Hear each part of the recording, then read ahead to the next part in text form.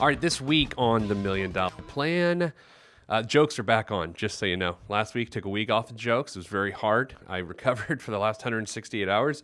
But not only are we doing jokes this week, but we're also going through the 4 stages of your financial life. If you're watching right now on PeteThePlanner.tv, I'm doing a product placement. That's right. I'm holding up the 4 stages of your financial life workbook, and we're going to be working through this workbook the entire episode today. If you want to learn more, go to PeteThePlanner.com. If you want one of these swell workbooks, go to, where do we go? Shop.PeteThePlanner.com. Shop.PeteThePlanner.com. And if you're watching on PeteThePlanner.tv, I'm also shucking my jacket right now because it's so hot in my studio that I can barely deal with it. So anyway, here's what we're doing today. There are 15 things in your financial life you need to do over the course of your financial life. 15. 1-5. Here's the issue. You've got to get them all done.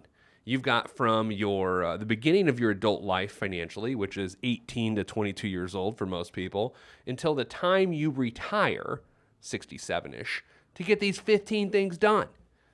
Where you are in your life is important, like where you are. So we're going to self-evaluate today.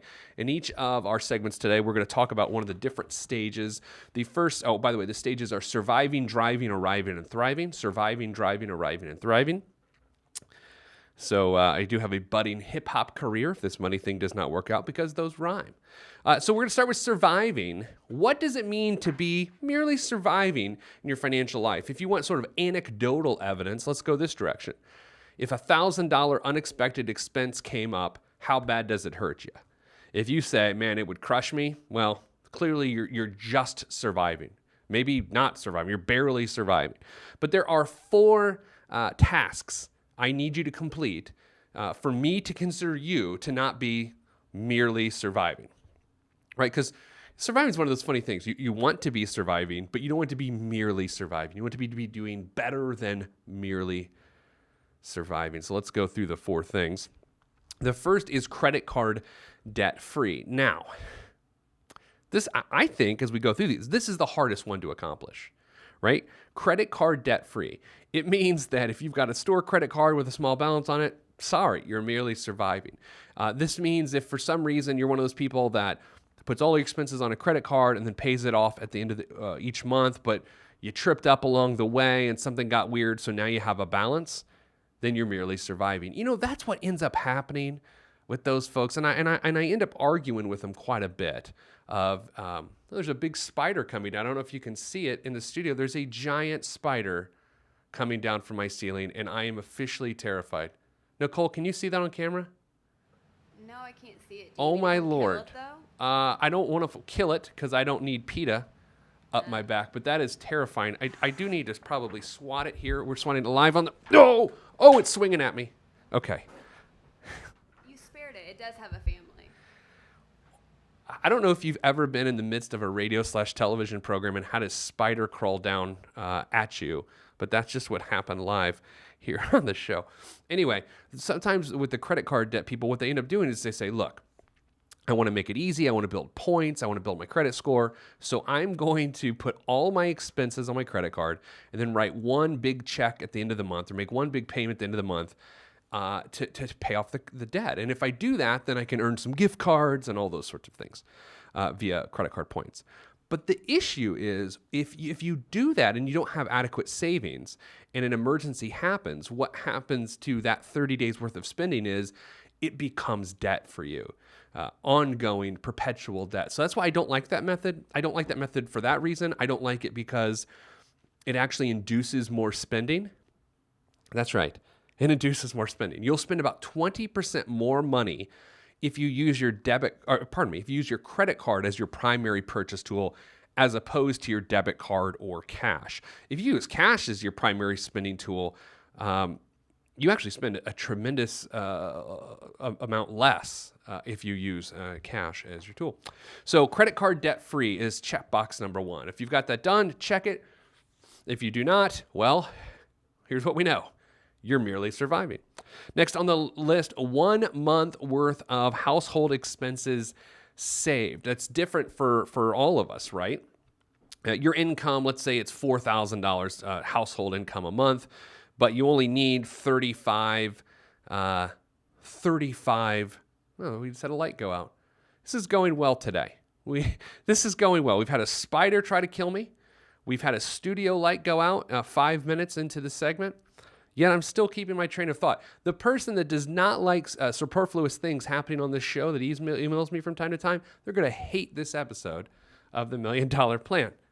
Anyway, 1 month worth of household expenses saved. If you make $4,000 a month, okay, $4,000 a month, but you only spend $3,600 a month, then you need $3,600 in your savings account to satisfy this requirement. Now, if you're living paycheck to paycheck, let's just be honest, what that means is, in a negative sense, that you spend every dime of what you earn in that given month. So if you, in our example, earned $4,000, then you would spend $4,000 and you would need $4,000 set aside in an emergency fund.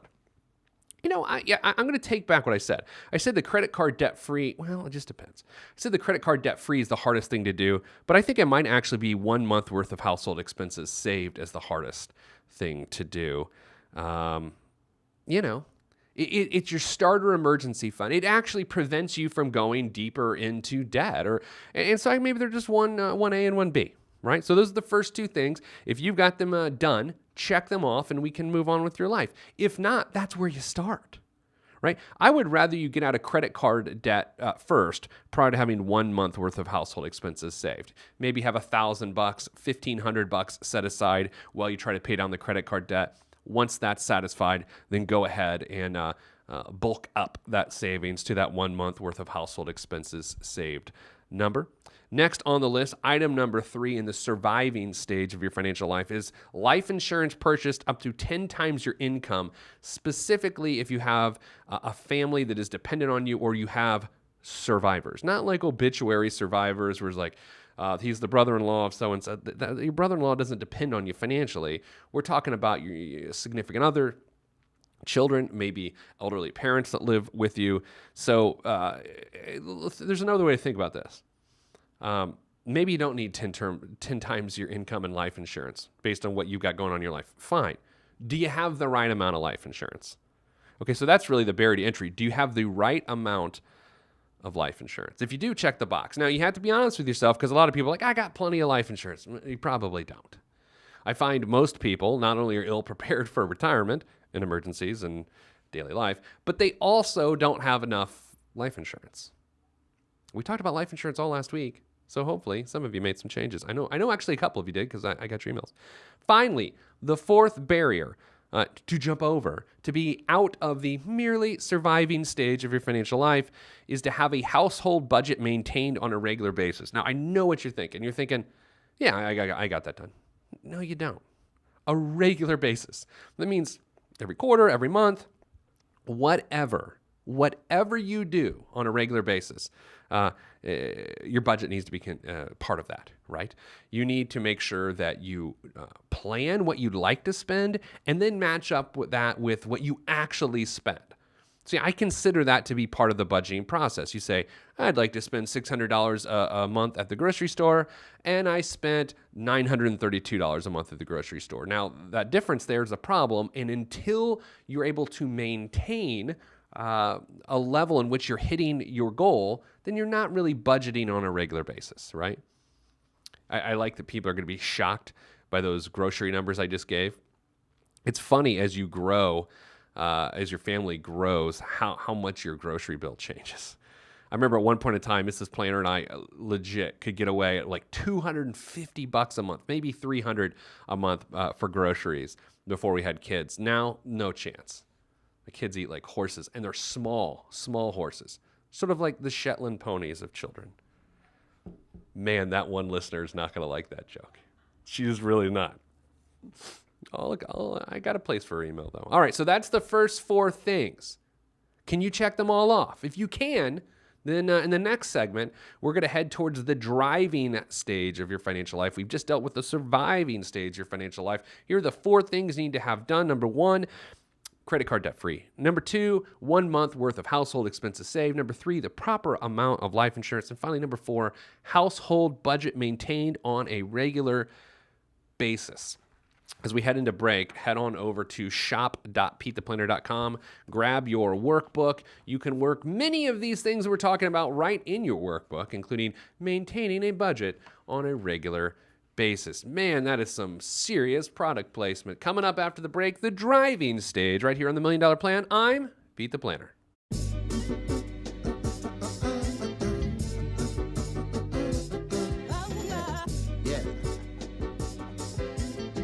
Axe hand on the beat. Yes, sir. Glass House. Yes, sir. Mr. Kinetic, Rusty Redenbacher. Back on the $1 Million Plan, I'm Pete the Planner. During the break, I turned the studio light back on. Did not find the spider, though. Oh, man. Let's see if he comes back. Yeah, if you missed the first segment, studio light went out and a spider tried to kill me. Dealing with the 4 financial stages of your financial life today. Segment 1, we dealt with surviving. Are you just merely surviving? I believe there to be 15 things you need to accomplish in your financial life over the course of your adult life, your earning years, 18 to 20, to 67-ish. And if you accomplish those 15 things along the way and maintain that accomplishment, you're good to go. You got nothing to worry about. So we hit the first one, the first segment. Now segment 2, the driving stage of your financial life. If you want to go to petetheplanner.com or shop.petetheplanner.com, you can get a copy of this workbook that I'm working through today, the 4 stages of your financial life. And yeah, I am shilling product. Got to pay the light bill, clearly. Some studio lights are going out. How do you like that joke, emailers? All right, so driving stage of your financial life. If your goal is to listen to these things, to make mental note, can I check off this box? Box number 1, 3 months worth of household expenses saved. All right. This is where we get into the idea of an emergency fund. In the first section, when we dealt with the surviving stage of your financial life, we said 1 month worth of household expenses saved. And that is to suggest you had sort of a mini emergency fund, a vice emergency fund. I don't know what we're going to call it, but it's not a full emergency fund, but this begins to be at 3 months. Financial experts, they don't argue about this, but they certainly disagree with it. Some people need 3 months. Some people think you need 6 months. Some people think you need 2 years. I think you need 3 months, right? I think you need 3 months, then clean up the rest of your debt, and then get more aggressive about savings and investing. So 3 months worth of household expenses saved. Check that box if it applies. If it does not apply, get after it. Box number 2, student loan debt free. If you're student loan debt free, check the box. If you are not, leave the box unchecked until you pay off your student loans. It is very easy to let your student loans consume a quarter of your life. Not only while you're in school, but you can pay off your student loans over a 25-year period. It's a very common and popular payback period. No, thank you. 10 years or less is the goal. 10 years or less. If they come at you like, wow, it's all right, you can do income-based repayment. Put your finger out and shush their lips. Shh. You don't want to do income-based repayment. Well, the bank says the student loan. Okay. You don't want to do income-based repayment. You will never get out of debt. Ever get out of debt. So what it means is if your income is a little lower than you want it to be, it means until you're out of debt, you're going to have to sacrifice a little bit. I know this is condescending. I'm not even going to try to pretend it's not. Maybe it's not. Maybe it's just honesty. At some point, can condescension and honesty, there's probably a line between them. I'm just being honest. Please try to pay off your student loans within 10 years. The perfect plan for me is someone graduates at 22, they're out by 30. Then their financial life can begin at 30. Now, meanwhile, they're saving for retirement, all those sorts of things. But if you're out of student loan debt by 30, you're good to go. Don't be like President Obama in this regard. He had student loan debt just prior to winning the presidency, which just proves what a huge issue student loans are in this country. Next up on the list, will or trust documentation completed.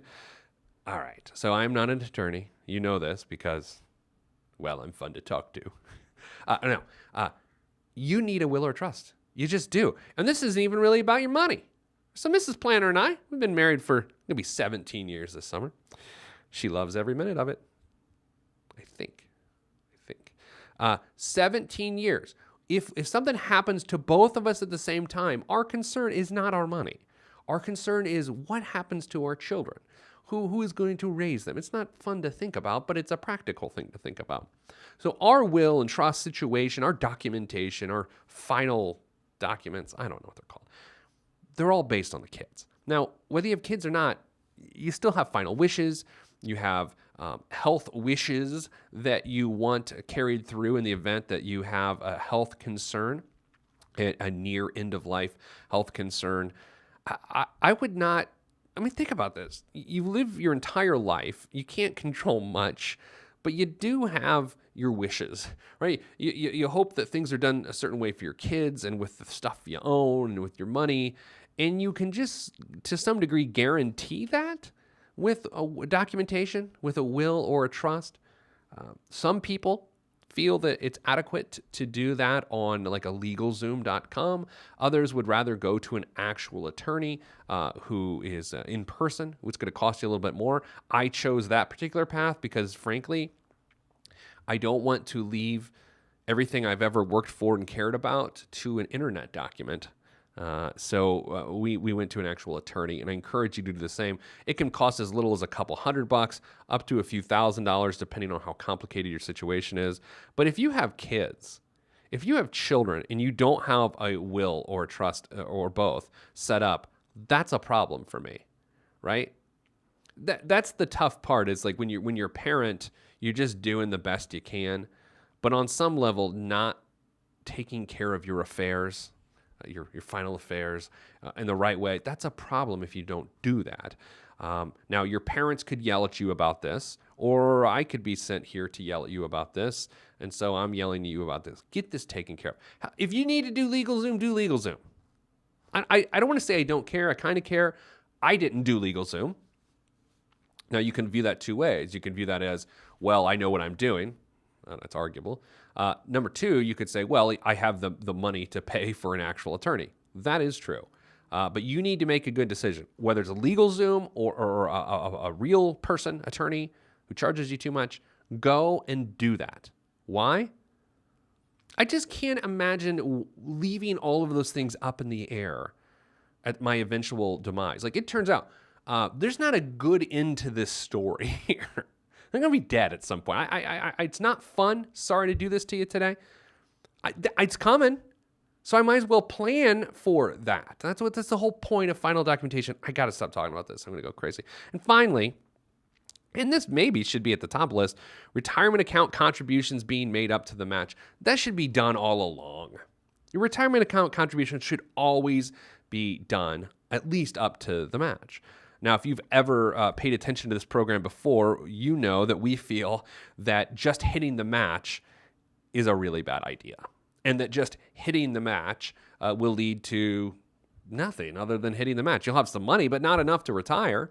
Unless, we had this one client that if you put in 5% of your income, the employer would put in 10%. So 15% of the income was going towards retirement every year. Yeah, if that person works their entire life, they will have a wildly successful retirement.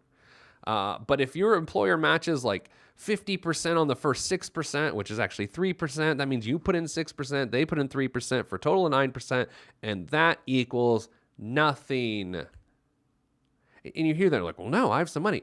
You don't have enough. The math does not work. If you put 9% of your income away, your entire career, part of your career, the end result is still a failed retirement outcome. This isn't fun to hear. Like right now, as you listen to this, or if you watch on PeteThePlanner.tv, as you're doing this right now, if you're not putting in 12 to 14% and you're in your 20s, you are destined to a failed retirement outcome. It's just going to happen. If you're in your 30s or 40s or 50s and you're not putting in 12 to 14%, I don't even know what to tell you. It's virtually guaranteed. I don't care how much you have set aside for retirement. I don't care how much money you make. We got a guy commenting on the blog this week about power percentage. I actually sort of want to make an entire episode out about it if he emails me back. He said, hey, I make $210,000 a year. I save $50-some thousand a year of that $210,000, but my power percentage is only 25%. How can you tell me that that's bad? Well, I'll prove it to you why that's bad. If you get back to me. Look, I'm not out to just prove people wrong, but I am here to give you the hard, honest truth. If you still are too dependent on your income, no matter what your income levels are, you're in trouble. Look, I've dealt with people who make millions of dollars a year throughout their entire career and are a financial disaster because they're too dependent on too much income. So, hey, fella, I don't remember what your name was. Let's go with Jacob. Probably wasn't Jacob. So that's the driving stage of your financial life. If you can check off all 4 of those boxes, then you are not in the driving stage. You are something beyond that, maybe arriving or thriving. So far, the driving stage, again, 3 months worth of household expenses saved, student loan debt free, will or trust documentation completed, and retirement account contributions being made up to the match. Now, if you're following along at home or you've got your handy 4 financial stages guide available at shop.petetheplanner.com, sorry about that. What you're going to notice is you're going to have some boxes checked probably in 3 of the 4 financial stages. And you're thinking, well, what stage am I in then? You're in the first stage from the bottom in which there is not a box checked, right? So if you've got all of them checked in the surviving stage, a few checked in the driving stage, a few checked in the arriving stage, since you don't have them all checked in the driving stage, that's the one you're in. Yes, it is a little bit confusing. Coming up after the break, hopefully no more spiders, no more electrical-ish situations in the studio, and maybe a few more jokes. That's what we'll do next on the $1 Million Plan. I'm Pete the Planner.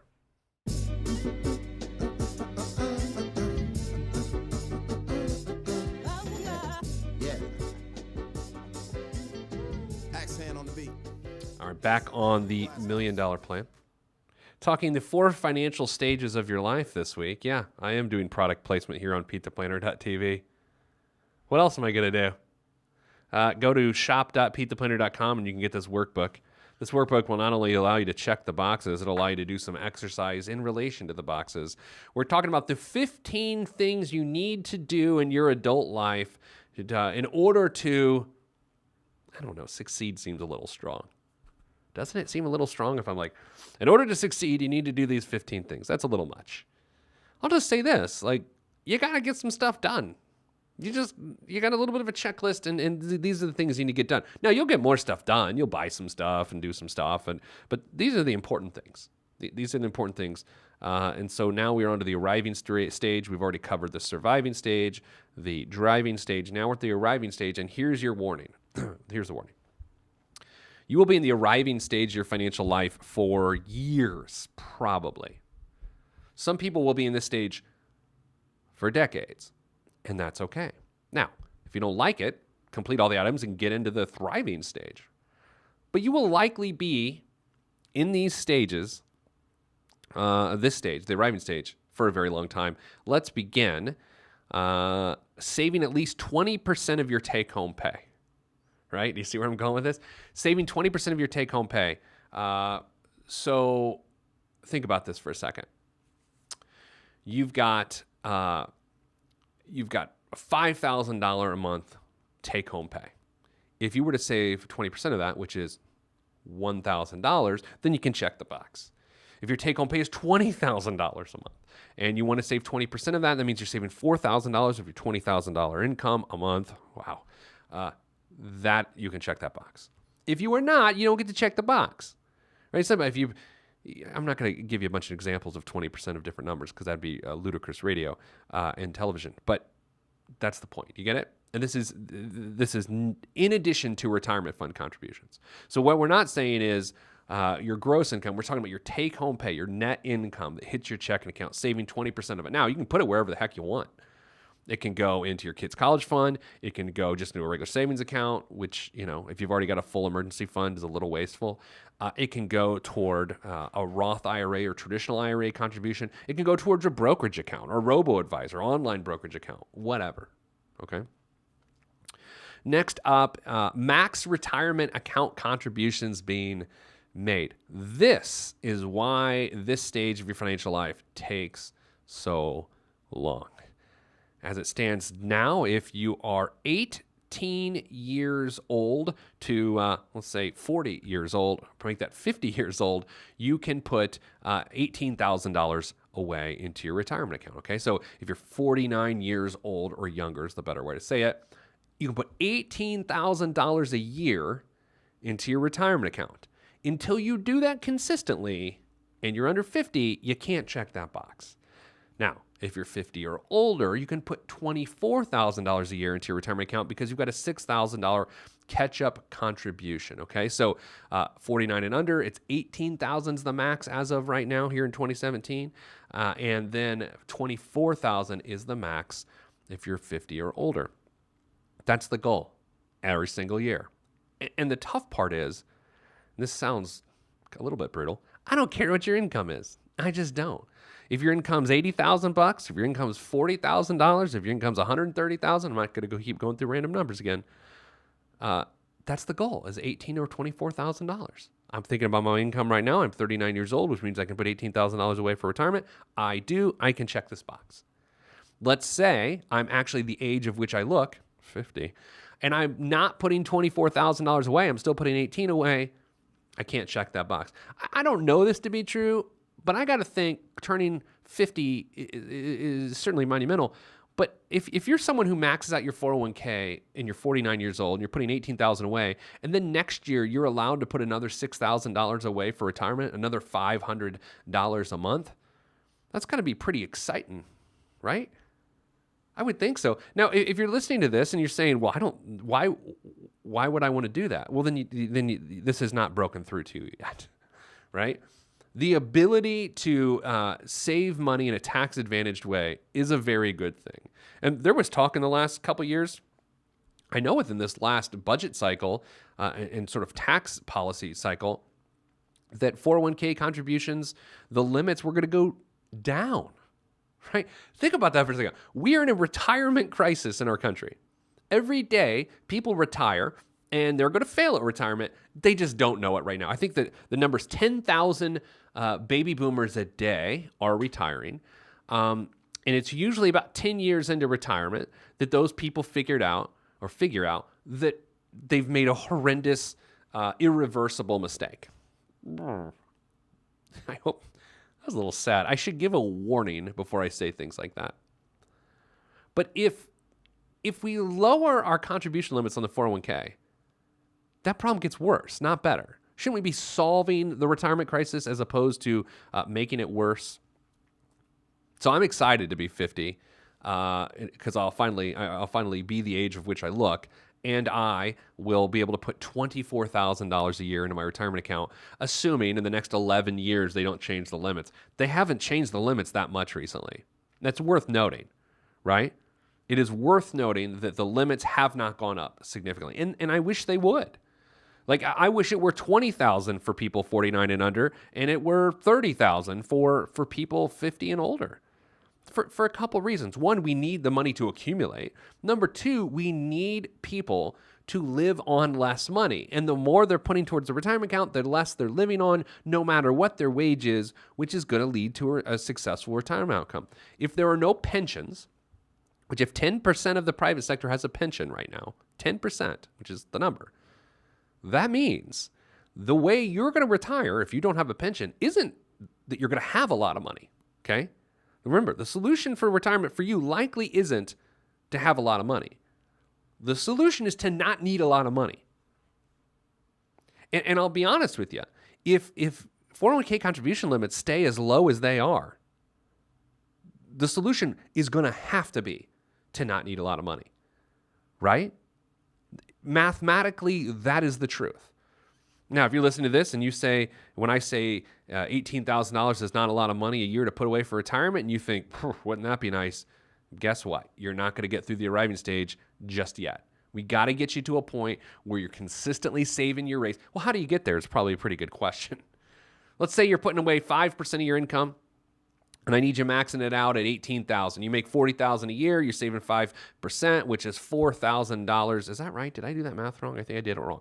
$40,000. I want you to. What did I do, Nicole? Did I mess that up? I don't know. Listen, let's say you're putting away 5% of your $40,000 income, which is $2,000 a year. There's my math. $2,000 a year. That means I want you to eventually save $16,000 more a year. The way you're going to get there is you're going to have pay increases, and you're going to save those pay increases. If you don't save your pay increases, if you don't invest your pay increases consistently, what you'll end up doing is you'll just continue to save 5% of a little higher amount of money. I liked how that little math blip happened. It's always fun when you're broadcasting and you forget how to do math. And finally, the last item on the list, and this is sort of low-hanging fruit in the arriving section, the arriving stage of your financial life, is to not have a car payment. I know. Some of you are like, woo, I got that checked off. Good. You know, this is the weird thing, though. You'll see people who make a tremendous amount of money or pretty solid financially, but still have like a really high car payment. I just don't get it. I don't get it. I don't view that to be a good decision financially. Now, if it's their vice and that's their vice, then fine. There's worse things they could be doing. But having a car payment stinks. It's awful. So I would check that box off if you can. So those are the three boxes you need to check off in the arriving stage of your financial life. Number 1, saving at least 20% of your take-home pay. Number 2, maximum retirement account contributions being made based on your age. And number 3, no car payment. Can you check all those boxes off? If you can, and you've checked off the surviving boxes and the driving boxes, then you are in the thriving stage of your financial life, and that's what we're doing after the break, the thriving stage of your financial life. Go to shop.petetheplanner.com to get this workbook. I think it's like $3. I don't really know. Needless to say, I will not be retiring on your purchase of this here workbook. I'm Pete the Planner. This is the $1 Million Plan.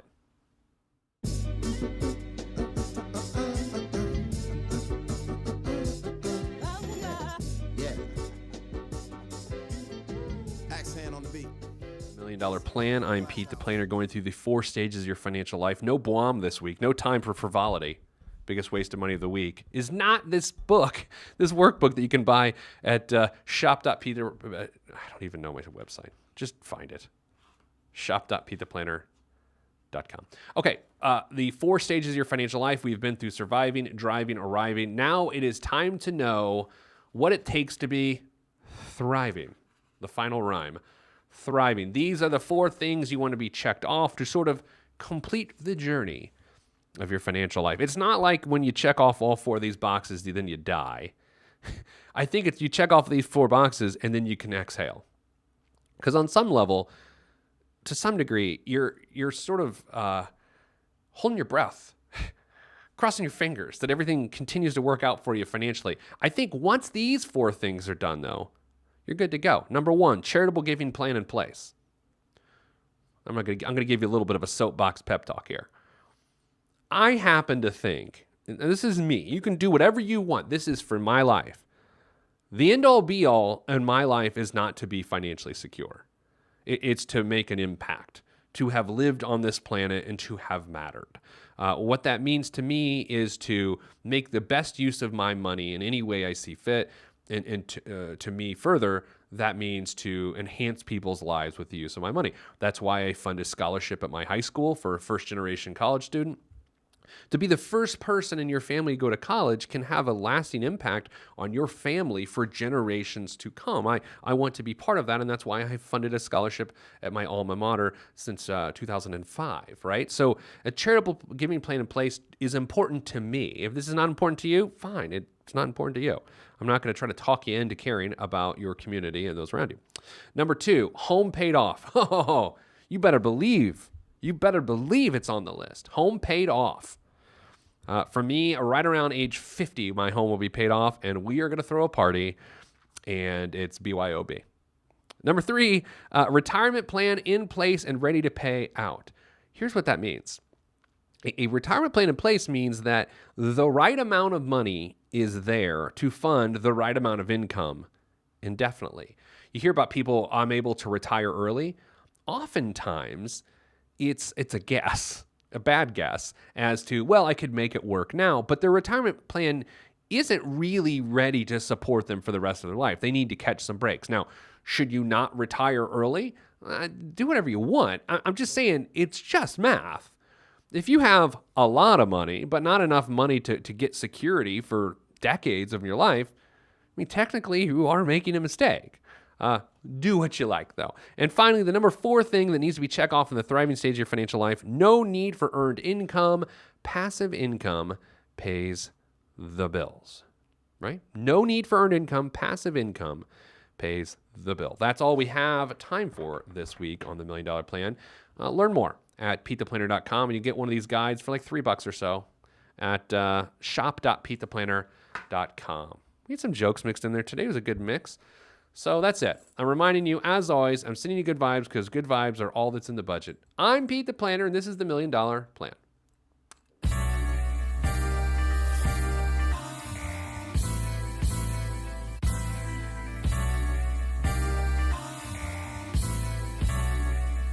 This is where I came from. Planet Lovetron, where we drop love bombs, funk missiles, and live in soul shelters. No helter skelter. The heat don't swelter because everybody stays cool. Left many moons ago to bring the philosophies of my ancestors to another place. God picked the third rock, gave me to my earth family, and told me to create. And so I am. Pen in my hand, microphone on the stand. Over vinyl, I command and demand.